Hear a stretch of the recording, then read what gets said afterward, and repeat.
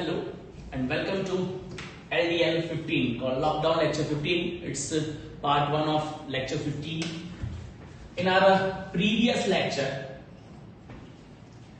we have studied about modern periodic table. We also discussed the element classified in modern periodic table in a different group or classification of elements in different blocks. Block classification. We know that periodic table has been divided into 4 different blocks called S block, P block, D block and F block element. Last time periodic table explain करते हुए block classification आपको मैंने mention किया था और explain किया था. अब ये block classification के बाद ये blocks के अंदर जो elements present है उनके general characteristics यहाँ पर list out किए गए. Characteristics of elements present in S block, P block, D block and S block respectively, F block respectively. We'll start elements of SPDF block and topic 3.6.1 is a S block element. Then 3.6.2 is P block element. The next topic is a D block element and then we have F block element. We'll start from a S block element and characteristics of S block elements. The group 1 and group 2 of a periodic table called alkali metals and alkaline other metals belongs to S block. S element जो group 1 और group 2 में present है periodic table के group 1 में जो element present है वह lithium, sodium, potassium, rubidium, cesium, francium ये group 1 element.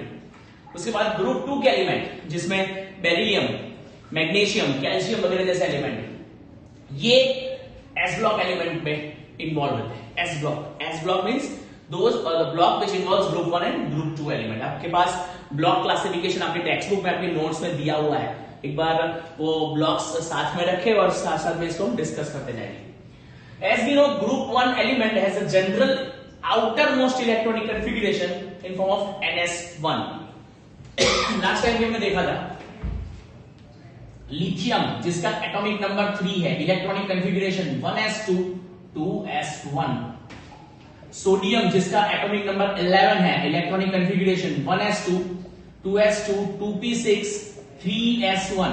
so outermost electrons are present in s orbital 2s1 3s1 collectively we'll say it is ns1. इसका मतलब ये है कि जो अल्कली मेटल ग्रुप 1 एलिमेंट है उनकी आउटरमोस्ट ऑर्बिट का जनरल इलेक्ट्रॉनिक कॉन्फ़िगरेशन ns1 है. सिमिलरली ग्रुप 2 एलिमेंट के लिए जनरल इलेक्ट्रॉनिक कॉन्फ़िगरेशन ns2 है.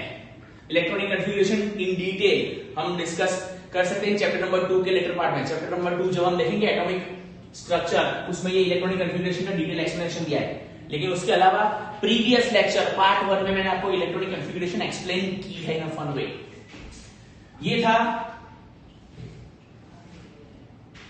General electronic configuration for S block element. हम एस ब्लॉक एलिमेंट की बात करें तो एस ब्लॉक एलिमेंट का जनरल इलेक्ट्रॉनिक कॉन्फ़िगरेशन जो दो ग्रुप में इन्वॉल्व है NS1 और NS2 रिस्पेक्टिवली. ये दोनों ही ग्रुप के जो एलिमेंट्स है they are reactive metals, they are active metals. Down the group इनकी रिएक्टिविटी इंक्रीज होती है. Moving down the group, when we move down the group, lithium, sodium, potassium, rubidium, moving down the group, reactivity increases for S block element. They are predominantly metallic elements. Also, they are showing low ionization enthalpy. Now, what is the meaning of ionization enthalpy? Ionization enthalpy. Ionization. हम जानते हैं कि metals are having tendency to lose electron. Sodium electronic configuration 281 अपनी outermost orbit से एक electron remove करके sodium ion में convert होता है by losing one electron. So the tendency of losing electron is called its ionization enthalpy. The amount of energy required, हम ये कह सकते हैं कि एक थोड़ी बहुत amount of energy देनी पड़ती है to remove the electron which are present in the outermost orbit. कोई भी एलिमेंट की outermost orbit में जो इलेक्ट्रॉन प्रेजेंट है वो इलेक्ट्रॉन्स को रिमूव करने के लिए amount of energy that required is called ionization enthalpy. अगर हम इसका प्रॉपर डेफिनेशन देखें जो ये चैप्टर के लेटर पार्ट में डिस्कस करने ही वाले हैं तो ये है the amount of energy required to remove the electron, amount of energy required to remove the electron from outermost orbit of an isolated gaseous atom. Again, the amount of energy required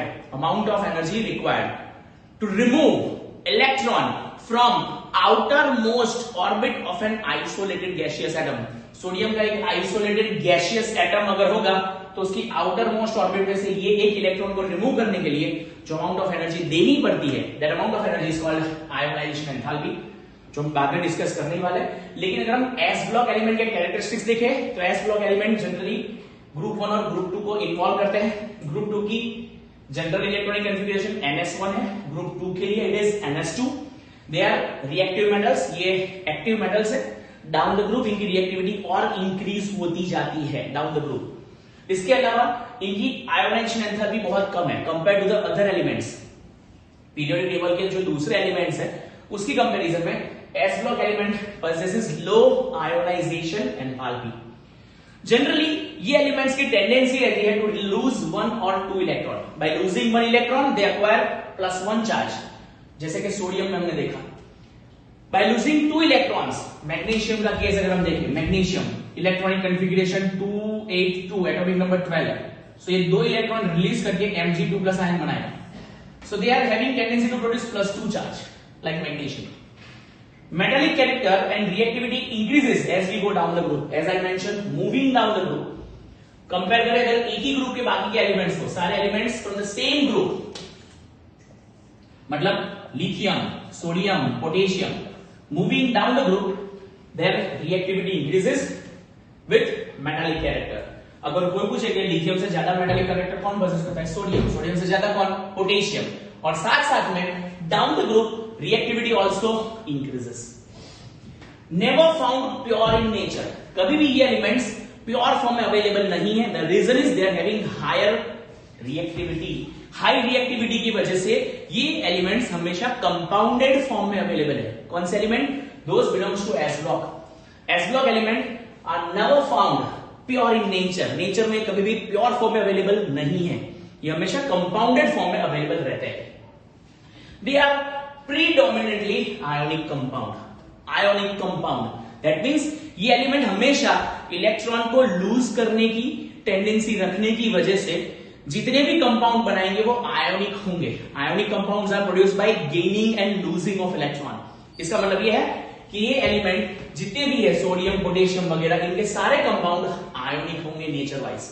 exceptional cases हमारे पास lithium और beryllium के form में, क्योंकि lithium और beryllium दो ऐसे element है जो एस ब्लॉक एलिमेंट है पर फिर भी वो कोवेलेंट कंपाउंड बनाते हैं rather than producing ionic compound. In general, they have a tendency to produce ionic compound, but we have exceptional cases in form of lithium and beryllium, those which produces covalent compound rather than producing the ionic compounds. So these are the properties of S block element. Again, S block में कौन कौन से group involve है? 1 and 2। Periodic table का group 1, group 2 involve in S block।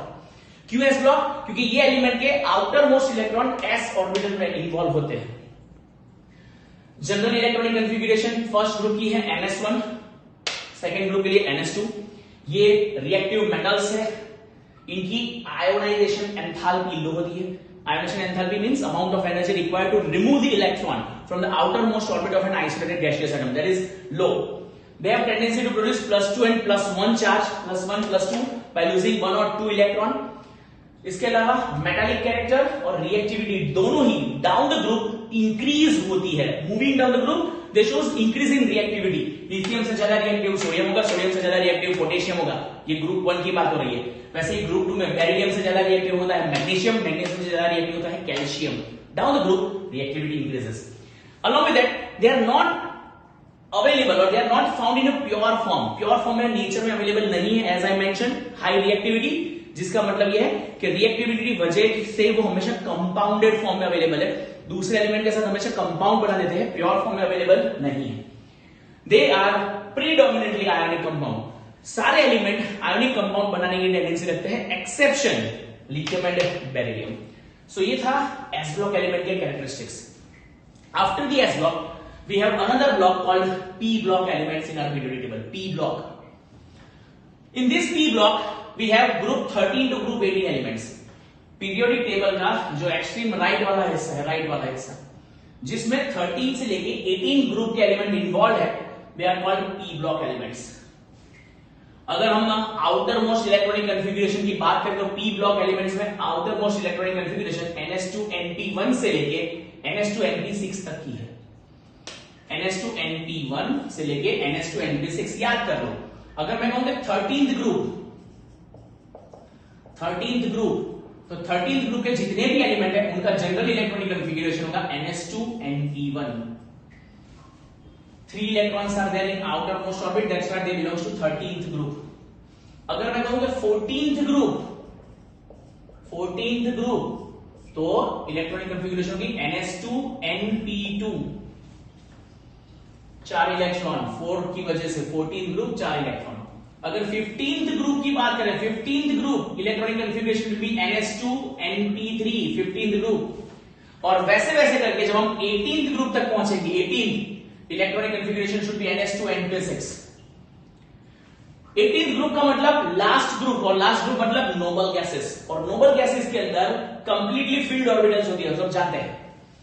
Argon atomic number 18, configuration 288, octet completed. Noble gases का characteristics है, उनकी outermost orbit में ऑक्टेट कंप्लीट होती है, 8 इलेक्ट्रॉन होते हैं। So last group called noble gases, they are having completely filled orbitals. Completely filled orbital, that means they shows very low reactivity. हम ये पढ़ते थे कि भाई वो रिएक्टिव होते नहीं है, अग्रीड। बट जीनॉन जैसे कुछ एलिमेंट जो डाउन द ग्रुप जाते हैं, 18 ग्रुप में भी down the group reactivity increase होती है।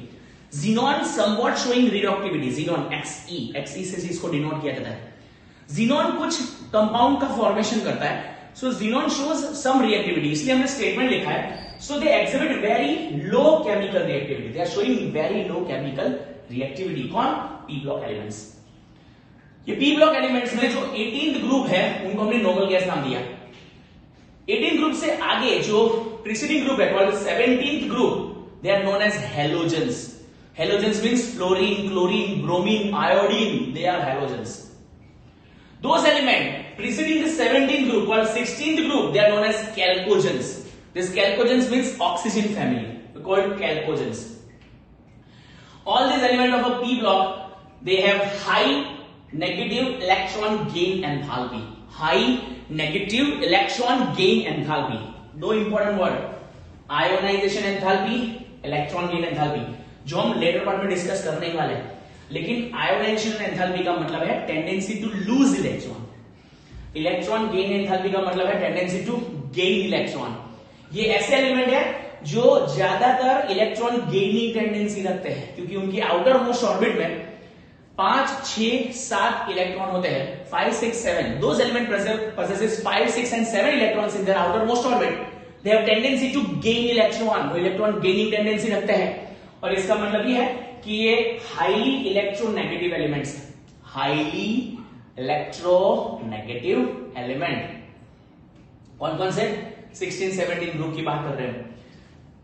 While moving left to right, while moving left to right in a periodic table, अगर आप periodic table को क्लोजली ऑब्जर्व किया, कल मैं लास्ट टाइम मैंने बताया था, एक्सट्रीम लेफ्ट फॉर मेटल्स है, बीच में एक जिगजैग लाइन है जो सेमी मेटल्स, और उसके राइट हैंड साइड पर कुछ अलग एलिमेंट है जो नॉन मेटालिक एलिमेंट्स है। सो हम ये कह सकते हैं, while moving from left to right in the same period in a periodic table, जब हम जर्नी शुरू करें लेफ्ट से लेकर राइट पीरियोडिक टेबल में, तो हम ये कह सकते हैं कि metallic character increases, metallic character decreases,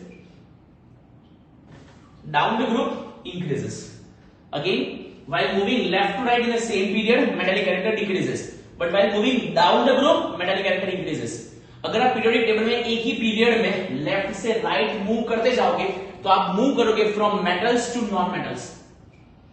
इसका मतलब यह है कि metallic character decreases while moving from left to right in the same period, but down the group जब आप ऊपर से नीचे आओगे metallic character down the group increases, down the group increases. तो ये दो ब्लॉक हमने डिस्कस कर लिए हैं, S block, P block. 5 minute दे रहा हूं, जल्दी से ये कैरेक्टरिस्टिक्स जो है वो कॉपी कर ले फ्रॉम द बोर्ड, फास्ट एक नोटबुक पेन उठाए, इफ रिक्वायर्ड लेक्चर को यहीं पॉज करें और जल्दी से ये कॉपी कर लिया जाए।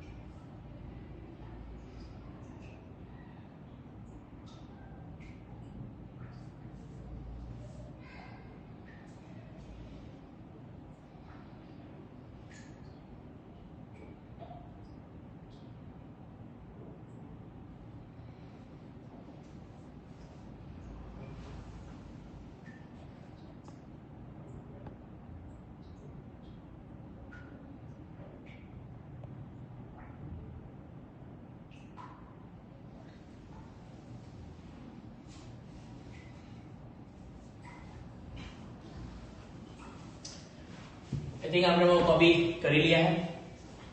Will move to the next block called D block and F block elements. हमने जानते ही है कि पीरियोडिक टेबल को हमने 4 ब्लॉक में क्लासिफाई किया है, S block, P block, D block and F block. Already मैंने आपको एक्सप्लेन कर दिया है एस ब्लॉक एलिमेंट्स के कैरेक्टरिस्टिक्स और पी ब्लॉक एलिमेंट के characteristics. Now will discuss the characteristics of D block and F block elements. We'll start from D block elements. Now, D block, those elements which are present in the middle of the periodic table, which are consisted of group 3 to 12, or D block is consisted of group 3 to group 12. Elements belongs to group 3 to group 12, they constitute D block of the periodic table. And that means their outermost electrons are present in D orbital. Again, S block elements are those elements whose outermost electrons are present in S orbital. We know that 4 type of orbitals we are having: S, P, D, F. S orbital single होती है, P orbital 3 का group होता है, D orbital 5 का group और F orbital में 7 orbitals का group होता है. ऐसे एलिमेंट जिसके outer most electron S orbital में इन्वॉल्व होते हैं वो S ब्लॉक एलिमेंट्स है. जिनके outer most electron P orbital में इन्वॉल्व होते हैं वो P ब्लॉक एलिमेंट है. And those elements whose outermost electron enters into the d orbital, they are known as d block elements. Periodic table के group 3 से group 12, जो middle of the periodic table में जो box है, ये 3 to 12 group containing elements और 3 to 12 group के अंदर जो एलिमेंट प्रेजेंट है, they belongs to d block. Electrons filled in this inner d orbitals, therefore they are referred as d block elements. As I mentioned, inner d orbitals. ये inner D क्या होता है, will discuss in later part. लेकिन याद रखो कि जो element के electrons outer most electron D orbital में इन्वॉल्व होते हैं, they belongs to D block. इसकी जनरल इलेक्ट्रॉनिक कॉन्फ़िगरेशन कुछ अटपटी है, टेढ़ी मेढ़ी है, पर आप अभी इसको याद कर लोगे. Outer most electronic configuration is n-1 d 1 to 10. 1 minus 10 नहीं है, it is 1 to 10. It is n-1 d 1 to 10 ns 0 to 2. मतलब 0 इलेक्ट्रॉन भी प्रेजेंट हो सकते हैं एस ऑर्बिटल में, 1 भी हो सकता है या 2 भी हो सकता है. ये 1 to 10 का मतलब 1 से लेकर 10 तक के कितने भी इलेक्ट्रॉन डी ऑर्बिटल में प्रेजेंट हो सकते हैं. ये खाली एक जनरलाइज फॉर्म है, याद कर लो. इसका मतलब बाद में हम डिस्कस करेंगे लेटर पार्ट में. मेटल्स जनरली मतलब D block element are predominantly metals. ये मेटल्स ही होते हैं, इनमें नॉन मेटालिक कैरेक्टर नहीं है. They form coloured ions. ये उनके एक स्पेसिफिक कैरेक्टरिस्टिक्स है कि ये एलिमेंट जो है वो कलर्ड आयन प्रोड्यूस करते हैं. कलर्ड आयन मतलब जब इनको पानी में डिसॉल्व कर लेते हो या इनको एजिटेट करते हो, एजिटेट मतलब बाय प्रोवाइडिंग एनर्जी, ये हमेशा कलर्ड आयन प्रोड्यूस करते हैं. ये फ्लेम टेस्ट देते हैं, flame test, coloured ions. They show variable valencies. इनकी एक से ज्यादा वैलेंसी हो सकती है. ये एग्जांपल के तौर पर मैं डिस्कस करूं वेरिएबल वैलेंसी का मतलब क्या है. फॉर एग्जांपल आप आयन और क्लोरीन Fe और Cl के बीच में रिएक्शन करके FeCl2 भी बना सकते हो, FeCl3 भी बना सकते हो. In case of FeCl2, Fe की जो वैलेंसी है वो +2 है. In case of FeCl3 the valency is +3. तो ये Fe जो है आयन, ये डी ब्लॉक एलिमेंट है, 25 नंबर है पीरियोडिक टेबल में, और ये डी ब्लॉक एलिमेंट है. और डी ब्लॉक एलिमेंट में वेरिएबल वैलेंसीज होती है. वेरिएबल मतलब those which can exhibit more than one valency. वो +2 ऑक्सीडेशन स्टेट भी प्रोड्यूस कर सकता है, +3 by losing 2 electron or by losing 3 electron. So they have again showing variable valency. एक और अजीब कैरेक्टरिस्टिक फीचर है जो वेरिएबल वैलेंसी शो कर सकता है ये एलिमेंट. कौन से एलिमेंट? डी ब्लॉक एलिमेंट, जिनको हमने नाम दिया है transition elements. Transition, they are often used as catalyst. Most important property, which block elements are used as catalyst? They are D block elements. D block elements catalyst के तौर पर use होते हैं. आपने निकल एज ए कैटालिस्ट इस्तेमाल किया होगा हाइड्रोजनेशन रिएक्शन में 10th स्टैंडर्ड में. Nickel also belongs to D block. D block element iron as a catalyst Haber's process में कैटालिस्ट के तौर पर हेबर अमोनिया का प्रिपरेशन, उसमें Fe एज ए कैटालिस्ट इस्तेमाल होता है. तो ये सारे एलिमेंट ऐसे जो डी ब्लॉक के हैं और जो कैटालिस्ट के तौर पर रिएक्ट करते हैं. Now what is the meaning of catalyst? Catalyst क्या होता है? Catalysts are those chemical messengers which initiates the reaction or which increases the rate of reaction. ऐसे chemical messenger जो reaction का rate को increase करते हैं. They are not taking active part in it. वो अपने आप एक्टिव पार्टिसिपेट करते नहीं है रिएक्शन के दौरान, ना तो वो कंज्यूम होता है ना तो डिस्ट्रॉय होता है, कुछ नहीं होता उनका, ये कैटलिस्ट होते हैं, कैटलिस्ट।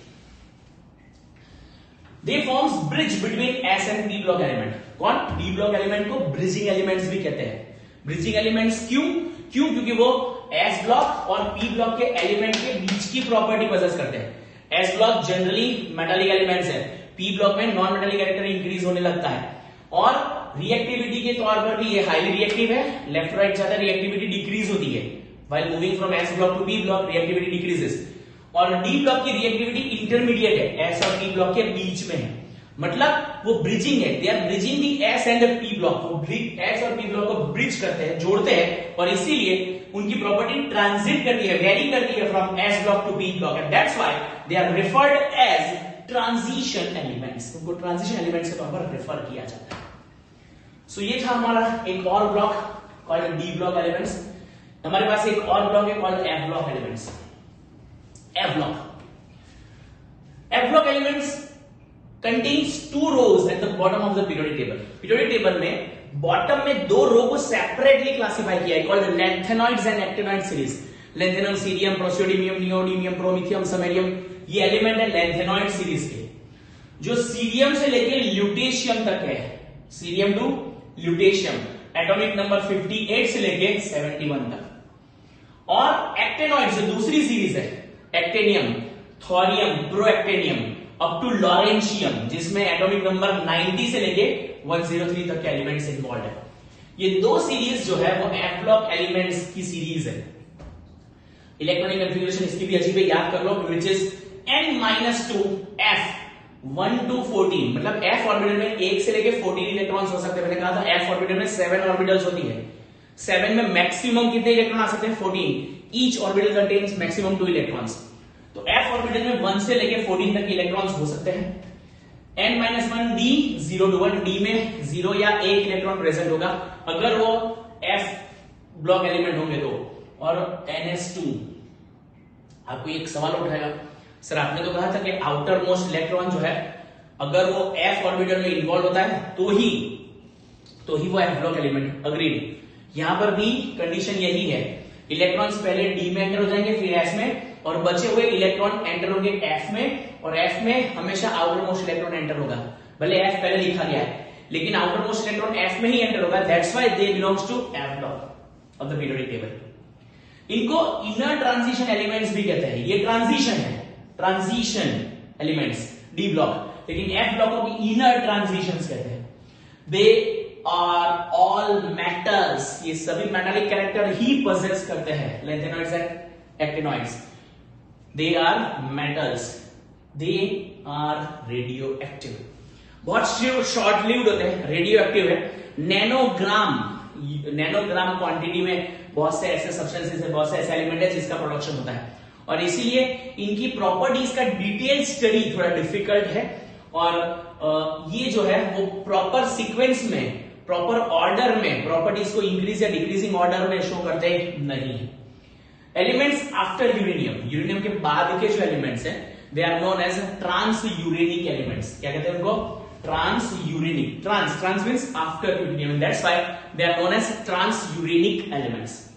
तो ये थे और दो block, D and F block, जो टेक्सचुअल में टॉपिक 3.6 के तौर पर डिस्कस किए टेक्स्ट बुक के अंदर। तो text book 3.6 contains the elements of S, P, D and F block. आपने S और P के कैरेक्टरिस्टिक्स तो कॉपी कर ही लिए है, टाइम है आपके पास D और F ब्लॉक के कैरेक्टरिस्टिक्स भी कॉपी कर ले। Then will move to the next topic in part 2 lecture. LDL 15 का पार्ट 2 डिस्कस करने जा रहे हैं, जिसमें नेक्स्ट टॉपिक लेंगे टॉपिक 3.7।